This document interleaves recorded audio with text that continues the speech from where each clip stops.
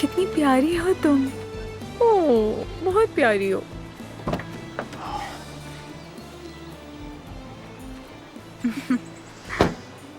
हमारे बेटे को बहुत पसंद आएगा।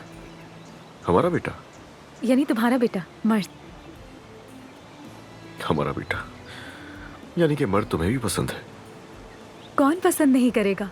वो इतना मासूम है, इतना प्यारा बच्चा है, कोई कैसे मर्द को पसंद नहीं कर सकता।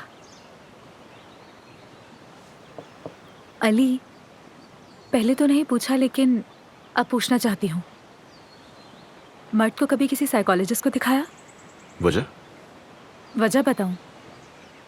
तुम्हारा बेटा अब तक अपनी माँ का इंतजार कर रहा है। उसके जहन में मौत के बारे में उलझन है। उसे लगता है कि लोग मरने के बाद जन्नत से वापस आ सकते हैं।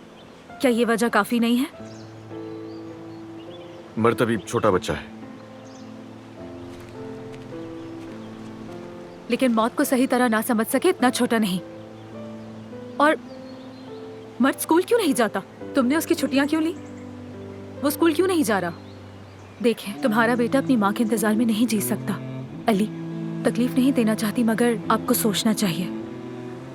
ये बोझ छोटे से बच्चे के लिए बहुत ज्यादा है, बहुत ज्यादा। तुम आखिर जानती ही क्या वो बोझ के बारे में जो इतनी बातें करे हुई हैं? हाँ? मैं अपने बच्चे पर से बोझ हटाने के लिए दुनिया की हर चीज करने के लिए तैयार हूँ, हर चीज। समझ रही हो तुम? नहीं समझ रही हूँ।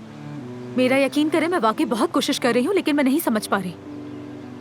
अली, मेरी जान, मर्द की माँ की कब्र कहाँ पर है?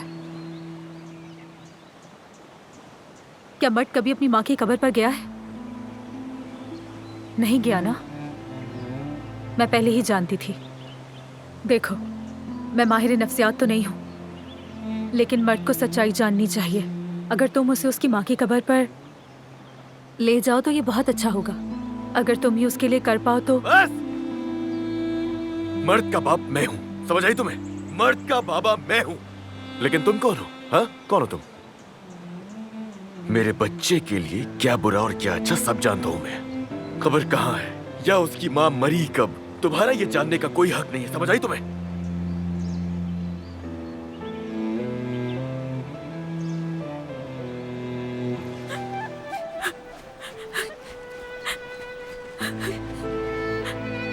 ये मैंने क्या किया?